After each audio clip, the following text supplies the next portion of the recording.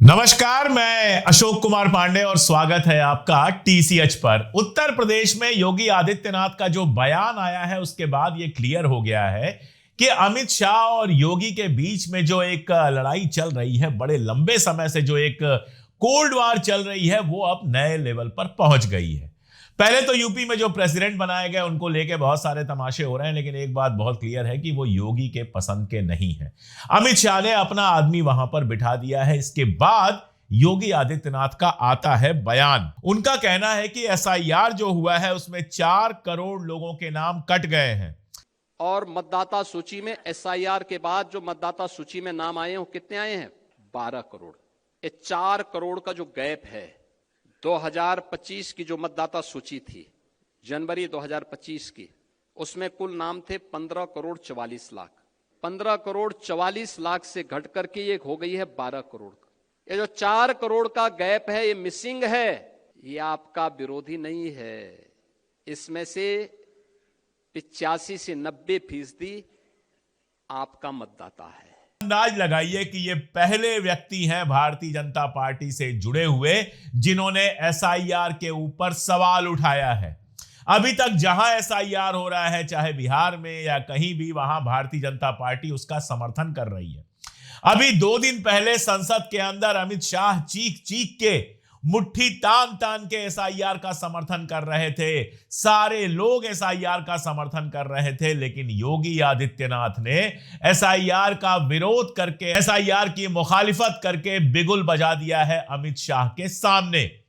ये जो सवाल उन्होंने रखा है, यह सवाल कोई कांग्रेस से नहीं रखा है, यह सवाल चुनाव आयोग से भी नहीं रखा है। समझिए इस बात को बहुत क्लियर कि यह सवाल सीधे सीधे अमित शाह के ऊपर निशाना है। पहले तो यह कहना कि एसआईआर ढंग से नहीं हुआ है और इसमें 4 करोड़ लोगों के नाम छूट गए हैं, यह अपने आप में एक विस्फोट था। और उसके बाद यह कह देना कि इनमें से 80 से 85% भारतीय जनता पार्टी के वोटर हैं। इसका मतलब क्या हुआ? इसका मतलब यह हुआ कि एसआईआर का पूरा खेल जो भारतीय जनता पार्टी को जिताने के लिए हो रहा है, क्या यूपी में उल्टा चल रहा है? क्या अमित शाह चाहते हैं कि यूपी में अगला विधानसभा चुनाव योगी आदित्यनाथ हार जाए, भारतीय जनता पार्टी हार जाए? यह सुनने में आपको अजीब लग रहा होगा, लेकिन है बहुत बड़ी बात। देखिए, अगर अगला चुनाव योगी आदित्यनाथ उत्तर प्रदेश में जीत जाते हैं और पूर्ण बहुमत से भारतीय जनता पार्टी को जिताने में सफल हो जाते हैं, तो अमित शाह के लिए प्रधानमंत्री की कुर्सी पर पहुंचना लगभग असंभव हो जाएगा। लेकिन इसका उल्टा सोचिए, अगर योगी आदित्यनाथ उत्तर प्रदेश में विधानसभा का चुनाव हार जाते हैं तो अमित शाह क्या कहेंगे? अमित शाह कहेंगे कि देखिए, लोकसभा में हारे, लोकसभा में समाजवादी पार्टी नंबर 1 बन के उभर गई, हमारी सीटें कम हुई, और उसके बाद विधानसभा में फिर चुनाव हार गए। योगी आदित्यनाथ अब पब्लिक को पसंद नहीं है, योगी आदित्यनाथ अब बड़े नेता नहीं रह गए हैं, उनको किनारे लगाया जाना चाहिए। देखिए, यहां पर कुछ बातें समझिए। आदित्यनाथ जो हैं वो चौहान साहब नहीं है, शिवराज सिंह चौहान नहीं है। शिवराज सिंह चौहान बेचारे चुनाव जिताते हैं भारतीय जनता पार्टी को, उसके बावजूद उनको मुख्यमंत्री नहीं बनाया जाता है, केंद्र में मंत्री बना दिया जाता है, जहर का घूंट पीते हैं और खामोश रहते हैं। पुराने टाइप के नेता हैं, अनुशासित नेता हैं, आरएसएस से जुड़े हुए हैं और वो चुपचाप अपना समय आने का इंतजार कर रहे हैं, ज्यादा बोलते नहीं हैं। लेकिन आदित्यनाथ को जो लोग जानते हैं, और मैं तो गोरखपुर का रहने वाला हूं, उनकी शुरुआत से लेकर अभी तक का पूरा खेल देखा है मैंने।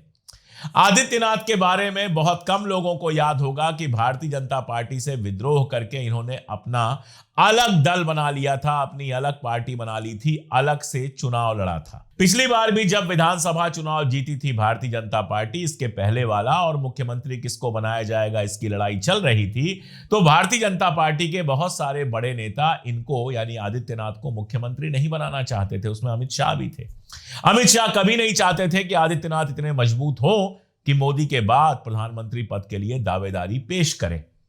लेकिन उस समय भी आदित्यनाथ की तरफ से अंदर अंदर से यह धमकी आई थी कि अगर मुझे मुख्यमंत्री नहीं बनाया जाएगा तो मैं अपने विधायकों को लेकर बीजेपी से अलग हो जाऊंगा, और ऐसे में बीजेपी की सरकार बन ही नहीं पाती।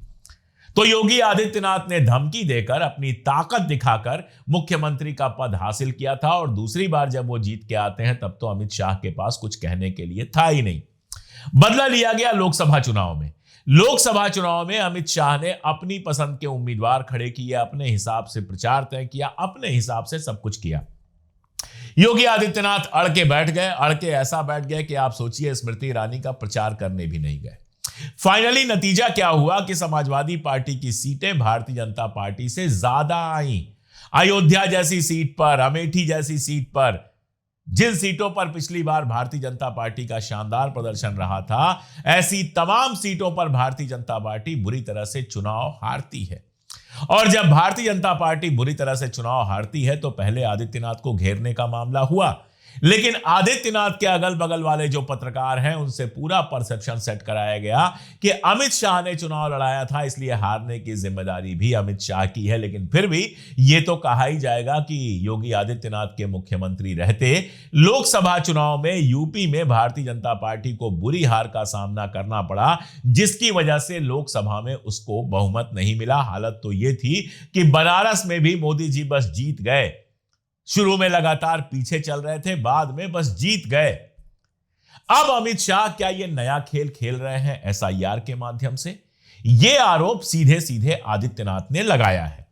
जब आदित्यनाथ कह रहे हैं 4 करोड़ वोट काट दिए गए, जब वो कह रहे हैं उसमें 80 से 85% जो काटे गए हैं वो भारतीय जनता पार्टी के वोटर हैं, यानी वो कह रहे हैं कि चुनाव आयोग यूपी में बीजेपी को हराने के लिए काम कर रहा है और चुनाव आयोग अमित शाह के इशारे पर काम करता है, ये तो कोई छुपी हुई बात है ही नहीं।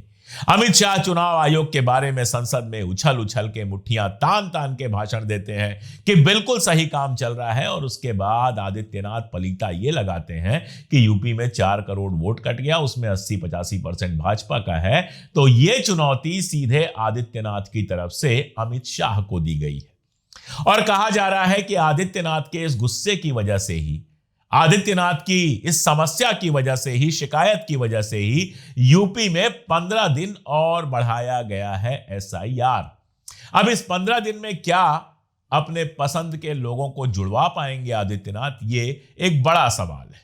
अब जाहिर है कि भारतीय जनता पार्टी के अंदर जब रस्साकस्सी चल रही है तो अखिलेश यादव जो मुख्यमंत्री पद के उम्मीदवार हैं, दावेदार हैं, समाजवादी पार्टी दूसरी सबसे बड़ी पार्टी है विधानसभा के अंदर और अगली बार सरकार बनाने के लिए जान लगाएगी, वो इस पर मजा लेते।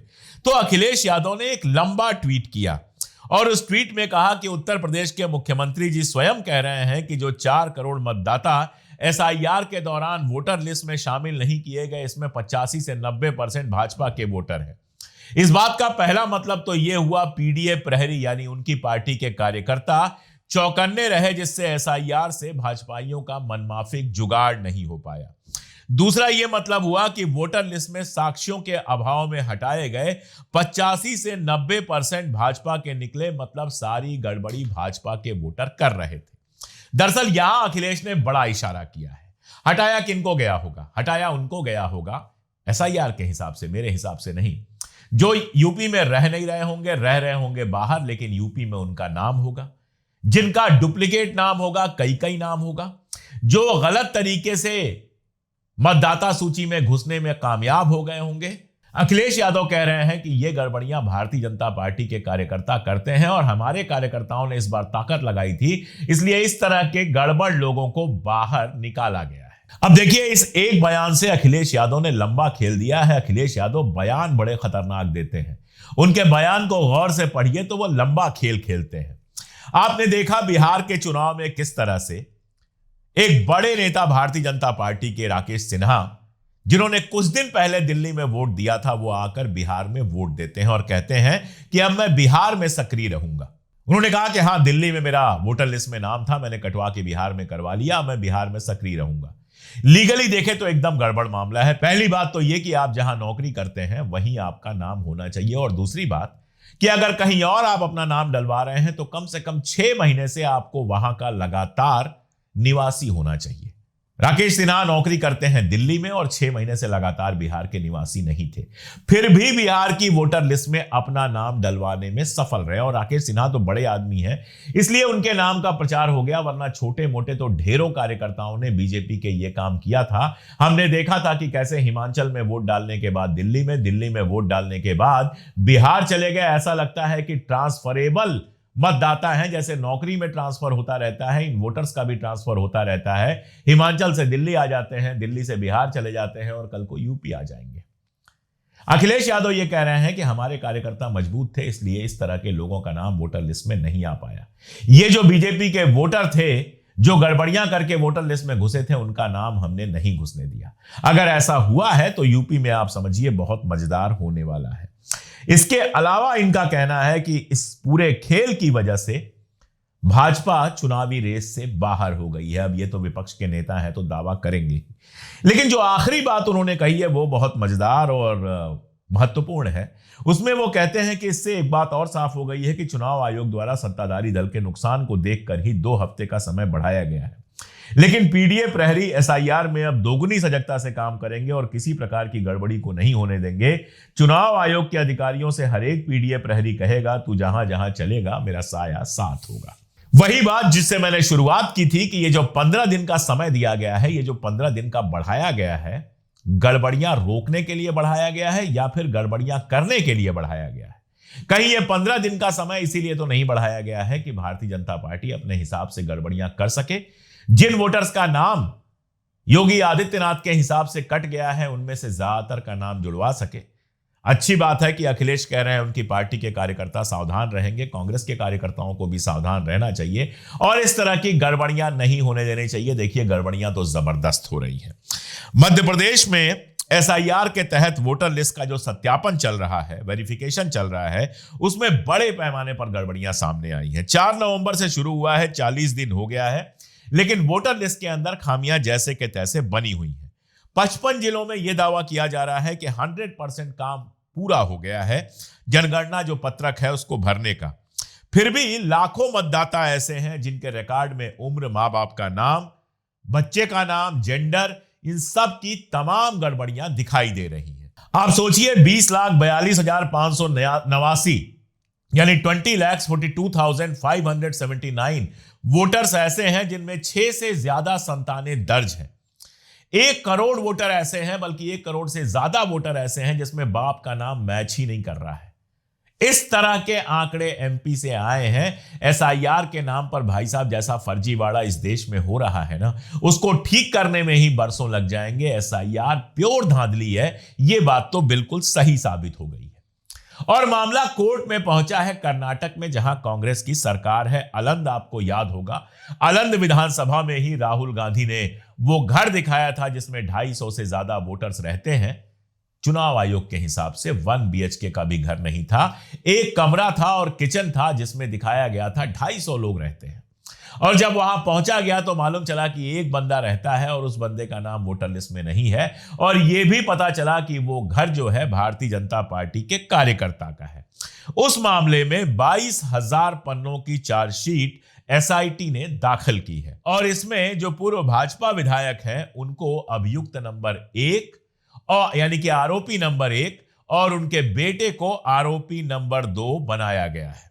जो चार्जशीट है उसमें कहा गया है कि सुभाष गुट्टेदार जो एक्स एमएलए हैं बीजेपी के, उनके बेटे और जिला पंचायत के मेंबर हर्षानंद गुट्टेवार और साथ में 5 और लोगों ने मिलकर यह पूरा खेल खेला था। इन पर आरोप है कि 2023 के विधानसभा चुनाव के पहले कलबुर्गी जिले के अलंद विधानसभा क्षेत्र के 5,994 वोटर्स का नाम हटवा दिया था। यह हम आपको डिटेल में बता चुके हैं कैसे यह लूप होल छोड़ा हुआ है चुनाव आयोग ने कि कोई और आपका नाम हटवा सकता है। और आपने देखा कि झारखंड में कैसे एक रैकेट चल रहा था जो बेंगलोर के और अलंद के और कर्नाटक के वोटर्स का नाम हटवाने के लिए अपने फोन नंबर का यूज कर रहा था। ये जो साजिश रची गई थी इसमें कलबुर्गी के एक डेटा सेंटर के 3 ऑपरेटर थे, अकरम पाशा, मुकरम पाशा और मोहम्मद अशफाक। और पश्चिम बंगाल के बापी आद्या साहब एक थे। इन लोगों ने मिलकर यह पूरी साजिश रची। आद्या ने चुनाव आयोग की ऑनलाइन सेवाओं तक पहुंचने के लिए ओटीपी बाईपास की सुविधा उपलब्ध कराई, यानी ओटीपी की भी जरूरत नहीं रह गई। चार्जशीट के अनुसार गुट्टेदार और उनके बेटे ने अकरम पाशा को उन लोगों का नाम हटाने के लिए रखा था जिन्होंने पिछली बार उनको वोट नहीं दिया था। कई जगह जब छापा पड़ा है तो उसमें एसआईटी को चुनाव आयोग के आधे जले हुए फॉर्म मिले जिनमें मतदाताओं के वोटर्स के नाम हटाए गए थे। एसआईटी से पहले इस मामले का जांच कर रही थी सीआईडी, और सीआईडी ने चुनाव आयोग से आईपी एड्रेस और पोर्टल की जानकारी मांगी थी, लेकिन 18 पेज का लेटर जो इन्होंने इलेक्शन कमीशन को लिखा था उसका कोई जवाब नहीं मिला। अकरम पाशा और उसके रिश्तेदार को एक वोट हटाने के लिए 80 रुपए दिए गए थे, यानी 6000 वोट हटाने के लिए 80 रुपए पर वोट दिए गए थे, और यह पूरा खेल रचा गया था। इसमें सबसे शर्मनाक यह है कि जब जानकारी के लिए चुनाव आयोग से बात की गई तो सहयोग करने की जगह उसने चुप्पी साध ली, कोई जवाब नहीं दिया। आप खुद सोचिए कि चुनाव आयोग ऐसे गंभीर मामले में जवाब क्यों नहीं दे रहा है? आपको नहीं लगता कि दाल में कुछ काला है? और यह दाल का कालेपन यूपी में योगी की सत्ता छीनने के लिए और योगी को प्रधानमंत्री पद की उम्मीदवारी से हटाने के लिए उपयोग किया जा रहा है। अमित शाह क्या प्लान कर चुके हैं कि उनको कैसे मोदी के बाद गद्दी पर बैठना है, और उस रास्ते में जो भी है सबको अलग अलग तरीके से किनारे लगाने की पूरी प्लानिंग के तहत ही यूपी के एसआईआर में योगी समर्थकों के नाम कटवाए गए हैं। ये एक बड़ा सवाल है, और सवाल हमने नहीं उठाया है, सवाल इनडायरेक्टली योगी आदित्यनाथ ने उठाया है। देखते हैं चुनाव आयोग उसका जवाब देता है या फिर खामोश रह जाता है। आप बताइएगा आपको क्या लगता है, कमेंट बॉक्स आपके लिए ही है। वीडियोस अच्छे लगे, ये बात अच्छी लगे और सवाल पैदा हो तो कमेंट बॉक्स में जरूर लिखिए। जुड़े रहिए हमारे साथ। अब तक अगर चैनल सब्सक्राइब नहीं किया है तो सब्सक्राइब कर लीजिए, और अगर आप हमारी मेंबरशिप लेकर हमको मजबूत करना चाहते हैं तो आप या तो ज्वाइन का बटन दबाइए, या स्क्रीन पर जो आपको क्यूआर कोड दिखाई दे रहा है आप उसको स्कैन कर लीजिए, और या फिर पिन कमेंट और डिस्क्रिप्शन में जो मैंने लिंक दिया है वहां से भी आप क्लिक करके हमारी मेंबरशिप ले सकते हैं और हमारी आवाज को और मजबूत कर सकते हैं। आज के लिए इतना ही, बहुत शुक्रिया।